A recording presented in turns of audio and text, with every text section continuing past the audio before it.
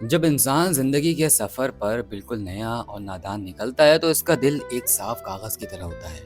وہ ہر چہرے پر مسکراہٹ دیکھ کر اسے اپنا خیر خواہ سمجھ لیتا ہے اور ہر زبان سے نکلنے والے لفظ کو سچ مان لیتا ہے۔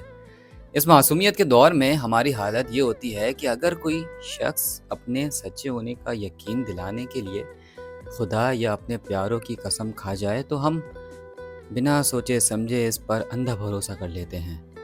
ہمیں لگتا ہے کہ جیسے ہماری نیت صاف ہے ویسے ہی پوری دنیا مخلص ہے، اور کوئی بھی شخص جھوٹی قسم کھا کر اپنے ضمیر کا سودا نہیں کر سکتا۔ لیکن یہ دنیا بہت بے رحم استاد ہے۔ یہ انسان کو اس وقت تک ٹھوکریں مارتی ہے جب تک اس کی معصومیت کا وہ شیشہ چکنا چور نہ ہو جائے۔ جب وہی قسمیں کھانے والے جن پر ہم نے سب سے زیادہ بھروسہ کیا ہوتا ہے اپنے مفاد کے لیے ہمیں چونا لگاتے ہیں اور سیکنڈوں میں مکر جاتے ہیں تو انسان کو زندگی کا سب سے کڑوا سبق ملتا ہے۔ یہ دھوکے اور دل کے ٹوٹنے کے حادثات انسان کو اندر سے بالکل بدل کر رکھ دیتے ہیں۔ انسان پھر کبھی پہلی جیسی معصومیت کے ساتھ کسی پر یقین نہیں کر پاتا۔ اسی ٹھوکریں کھانے کے عمل کو ہم دنیا داری کہتے ہیں۔